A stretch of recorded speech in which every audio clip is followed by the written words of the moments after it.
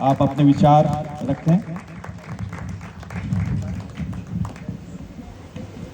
जोरदार तालियों के साथ स्वागत हो सर का। और जैसा इनका नाम है ऐसा ही सर का काम है। श्रीमान कन्हैया शरणागत सर, नेशनल कोऑर्डिनेटर, 2 लाइनों से सर को माइक दूंगा कि अगर गुमनाम है कोई, अगर गुमनाम है कोई, उसे एक नाम मिल जाए, मिले आशीष जिसे इनका, उसे पहचान मिल जाए। भला कैसे नहीं इसका मुकद्दर रंग बदलेगा, भला कैसे नहीं उसका मुकद्दर रंग बदलेगा। सुदामा को अगर आप जैसा घनश्याम मिल जाए, सुदामा को अगर आप जैसा घनश्याम मिल जाए।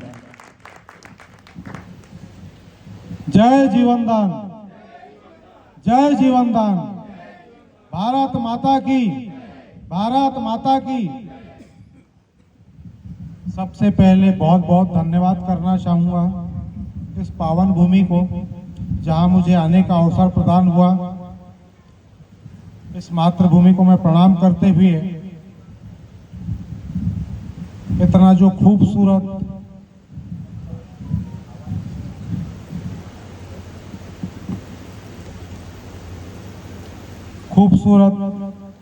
इस प्रांगण को जिन्होंने सजाया और अथक उनके प्रयास से सम्मानी पटेल सर जी, सम्मानी पटेल सर, जो पटेल सर के द्वारा जो सेवाएं दी गई वो बहुत ही सराहनीय है। और आप सब ने बढ़ चढ़कर एक सहयोग प्रदान किया और परिवार की जो परंपरा होती है उस परंपरा को आपने आगे बढ़ाते हुए अपना जो सहयोग दिया उसके लिए बहुत बहुत दिल से धन्यवाद।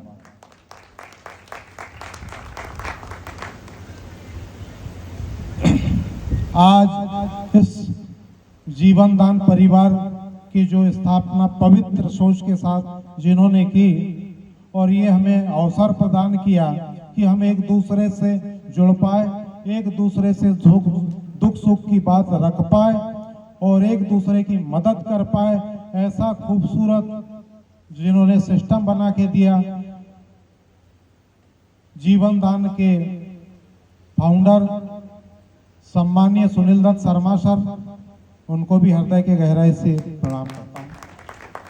दूसरी चीज, तालियों में आपके आनंद नहीं आया। जो हमारा जीवन में उद्देश्य था, कोई उद्देश्य नहीं था। हर आदमी अगर ये सोच ले समाज में मैं, मेरा परिवार और मेरा घर, अगर 4 दीवारी में अपने आप को कैद कर पाए, कैद ही कर रहा है, तो क्या पहचान स्थापित कर पाएगा? क्या दूसरों की मदद कर पाएगा? क्या जीवन का मूल उद्देश्य ये है कि मैं और मेरा परिवार? इससे भी ऊपर उठ के जिन्होंने सोचा उनके लिए बहुत जोरदार तालियों की गड़गड़ाहट से मैं उनका सम्मान, यहाँ से सम्मान पहुंचाना चाहूंगा, सम्मानीय सुनील दत्त शर्मा साहब। दूसरी चीज, एक बहुत ही खूबसूरत चीज मैंने जो अनुभव किया और जो आभास किया आप तक मैं पहुंचाना चाहता हूं।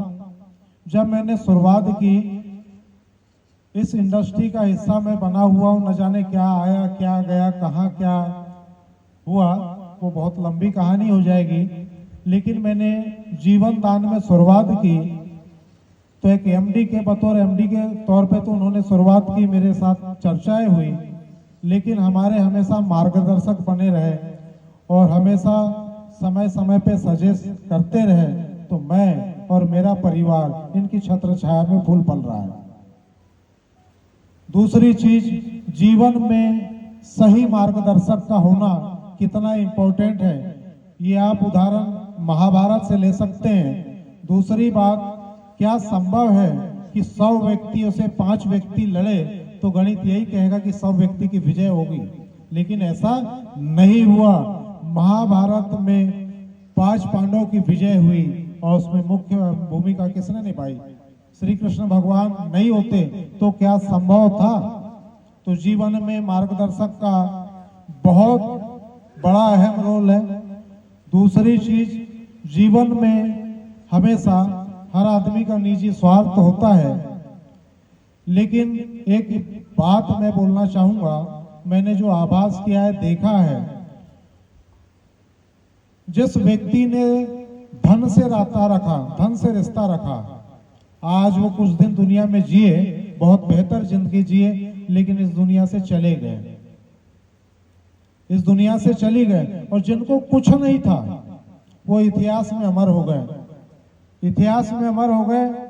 आज हम जिन भगवानों को पूजते हैं या मानते हैं, भगवानों को पूजते हैं मानते हैं, लेकिन कुछ इस पृथ्वी पे मानव भी हुए कि जब तक धरती ये रहेगी तब तक उनको पूजा जाएगा। एक साधारण सा मानव, वो भी भगवान के जैसे इस पृथ्वी पे पूजा जाएगा। तो क्या किया? तो मैं एक गीत के माध्यम से एक अपने भाव प्रकट करना चाहता हूँ। जीना तो है उसी का जिसने ये राज जाना, है काम आदमी का औरों के काम आना। मानव होने का सबसे बड़ी बात यह है कि हमारे मन में दया के भाव हो एक दूसरे की, ताकि हम मदद कर पाए, तब ये जीवन आसानीपूर्ण चल पाएगा और तब हम मानव कहलाएंगे। हमारे बुजुर्ग जंगलों में बसा करते थे, उन्होंने एक हमें सभ्यता दी कि हम समूह बना के रहने लगे और एक साथ बसने लगे। जिस उद्देश्य के साथ गांव और शहर बसाया गया था, जिस उद्देश्य से गांव और शहर बसाया गया था, क्या हम उस उद्देश्य का पालन कर पा रहे हैं? गांव और शहर बसाने के पीछे उद्देश्य था कि हम एक दूसरे की मदद कैसे कर पाए, एक दूसरे की मदद कैसे कर पाए। वही थीम पे ये जीवनदान संगठन बनाया गया है, वही थीम पे ये जीवनदान संगठन बनाया गया है। दूसरी चीज, मैं अपने शुरुआती दौर में अपना प्रैक्टिकल अनुभव बताता हूं। जब मुझे जीवनदान मिला तब मेरी परिस्थिति ऐसी नहीं थी कि मैं 1500 रुपए का डोनेशन कर पाऊं। मैंने 3 लोगों से मदद ली। 3 लोगों से मदद इसलिए लिया क्योंकि मैं अगर किसी एक व्यक्ति से अगर 1500 रुपए मांगता तो 1500 दे नहीं पाता। क्यों नहीं दे पाता?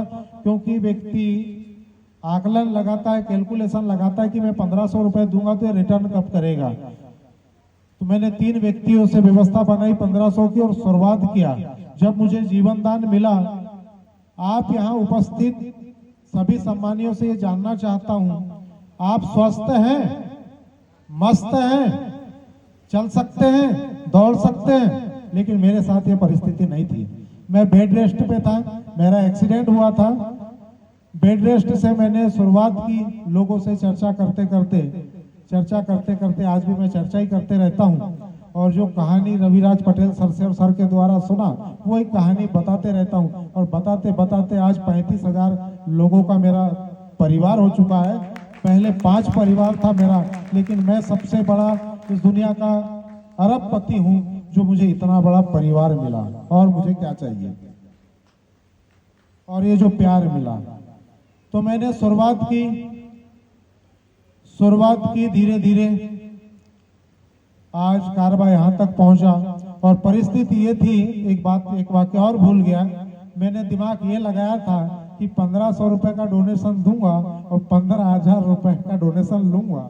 15,000 रुपए का डोनेशन लूंगा। डॉक्टर से मैंने बात किया था, बोले बेटा 25,000 30,000 का खर्चा आएगा। मतलब 15,000 की व्यवस्था इधर से हो जाएगी और 15,000 रुपए की व्यवस्था खुद से कर लूंगा। ऑपरेशन हो जाएगा, ऑपरेशन हो जाएगा। परिस्थिति आज ये निर्मित है कि मेरे परिवार में अगर किसी को 1 करोड़ रुपए की भी आवश्यकता होगी तो मैं जीवनदान परिवार से इतना सक्षम हो चुका हूं कि मुझे आवश्यकता नहीं पड़ेगी। तो मेरा ये मैसेज है आपसे कि जब मैं कर सकता हूं तो आप भी कर सकते हैं। बस बाकी चीज समझने का है। मैं कर सकता हूं तो आप सबको करना है। दूसरी चीज, मैंने एक अपने आप से संकल्प लिया। कल परिस्थिति ये थी, मैं कितना स्वार्थी हूं वो आप तक मैं पहुंचाना चाहता हूं। कल परिस्थिति ये थी कि पैसे नहीं थे ऑपरेशन कराने के, पैर से राड नहीं निकलवा पाया। आज परिस्थिति ये है कि पैसों की कोई तकलीफ नहीं और मदद करने वाले हजारों हाथ हैं, लेकिन आज समय नहीं है। आज समय नहीं है। क्यों समय नहीं है? जीवन में मैंने अगर किसी को, और आपसे भी रिक्वेस्ट करना चाहता हूं, जोड़ के छोड़ना नहीं। अगर जोड़ के छोड़ दिया तो आपने उस व्यक्ति को खत्म कर दिया, जिसका जन्म भी नहीं हुआ उसका गला घोट दिया। तो ऐसा ना करें। खुली आंखों से अगर आपने किसी को सपने दिखाया है तो आपका भी कर्तव्य बनता है कि अपने आपके सपने तो बाद में पूरे होंगे, सबसे पहले संकल्प ले कि मैं उसके सपने पूरे करूंगा और उसकी वैल्यू बढ़ाऊंगा, उसकी वैल्यू बढ़ाऊंगा। दूसरी चीज, अगर आप जीवन दान को किसी के पास लेके जाते हैं तो आपके भाव इस प्रकार से होना चाहिए, मैं कुछ लेने नहीं देने जा रहा हूं और मेरा जीवन परिवर्तित हुआ है और मैंने हजारों लोगों का जीवन परिवर्तित होते देखा है और मैं भी इसके जीवन में इसकी वैल्यू बढ़ाने जा रहा हूं और इसके जीवन में परिवर्तन करने ला रहा हूं। प्लीज आपसे पुनः रिक्वेस्ट है कि 200 रुपए या 500 रुपए के कमीशन के चक्कर में मत जाइएगा, क्योंकि आप देने जा रहे हैं। लेने वाला व्यक्ति भले कितना बड़ा हो, कितना ही बड़ा कद हो, लेकिन वो व्यक्ति अगर जब मांगने की इच्छा रखता है तो उसका समाज में कद छोटा हो जाता है। तो आप कद बड़ा करके जाइए, आप एक ऐसा काम करने जा रहे हैं, आगे मैं उसमें विषय में चर्चा करूंगा, तो इस भाव के साथ जाए। और मैंने खुली आंखों से सपने जिनको दिखाया था, मैंने संकल्प लिया था कि मेरे परिवार से 10 लोग जब तक स्टेट क्वालिफाई नहीं हो जाएंगे, 10 लोग स्टेट क्वालिफाई नहीं हो जाएंगे तब तक मैं ऑपरेशन नहीं कराऊंगा, क्योंकि मैंने तब से लेके आज तक एक दिन भी रेस्ट नहीं लिया। मेरे पैर में इन्फेक्शन बना हुआ रहता है, ड्रेसिंग करते रहता हूँ, चलते रहता हूँ। दूसरी चीज, एक चमत्कारी बात बताने जा रहा हूँ, वास्तविकता है। सम्मानीय डॉक्टर घनश्याम परते सर को आप पहचानते हैं, मेरी बालाघाट से है। मैंने उनको नाइट में 11 बजे मैसेज किया था और वो सुबह 6 बजे आ गए। उनको नहीं पता था कि मेरे साथ परिस्थिति ये है, परिस्थिति मेरे साथ ये है। और 5 या 6 दिन हुए थे और मैंने पहला डोनेशन दिया था जीवन का, कन्यादान का जो लगा था, और पहले दिन बड़ा दिल करके 10 रुपए मैंने दिया था, 10-10 रुपए करके शायद 3 बेटियों को मैंने दिया था। तो घनश्याम परते सर का कॉल आया कि सर कहाँ है, मैं आ रहा हूँ मिलने। अब परिस्थिति ये थी यार, वो एक IAS रैंक के अधिकारी है, वो मेरे से मिलने आ रहे हैं। तो मैंने सर अभी तो मैं जागा नहीं हूँ, 7 बजे कॉल आया था। बस सर बोले मैं आपके गाँव पहुँच गया। मैंने देखा महिलाएं मॉर्निंग का घर का काम करती है, मैंने देखा आजू बाजू कुछ भी नहीं है। मैंने उससे पहले 2 साल से बाइक को छुआ भी नहीं था और उसके एक दिन पहले न जाने किस बेटी का मुझे आशीर्वाद लगा, तो इतना हौसला जुटा पाया। चाबी धीरे से निकाला, मेरी मिसेस पीछे बर्तन या जो भी काम घर के कर रही थी, मैंने बाइक को धक्के मार के घर से बाहर निकाला और ये पैर मेरा टूटा हुआ है, इस पैर से किक मारी और धीरे से मिलने चले गया। उस दिन से जो मोटरसाइकिल चलानी चालू की तो रुका नहीं। ये सब बताने के पीछे मेरा उद्देश्य है कि अगर मन से किसी जरूरतमंद की अगर मदद करते हैं, न जाने किस बहन, किस बेटी, किस जरूरतमंद की दुआ लगी, तो मेरा इतना लेवल हाई हो गया, चलना फिरना चालू कर दिया, नहीं तो महज मुश्किल से इतने दूर ही चलता था। तो आपसे मेरी रिक्वेस्ट है, जब तक हम एक दूसरे की मदद नहीं कर पाएंगे तब तक स्वर्णिम भारत नहीं बन सकता। हमारी भी अपनी भागीदारी बनती है कि स्वर्णिम भारत को हम मदद करें एक दूसरे की और स्वर्णिम भारत बनाएं। तो समय की अपनी गरिमा है, हमारे गुरुदेव भी बैठे हैं, हमारे मार्गदर्शक भी बैठे हैं, वे समय की भी अपनी गरिमा है, जिनको मैं सुनने आया हूँ, जिनको आप सुनने आए, और जीवन में क्या बेहतर किया जाए वो हम हमारे गुरुदेव से सुनना चाहेंगे, हमारे मार्गदर्शक से। जय जीवन दान, जय हिंद, जय भारत।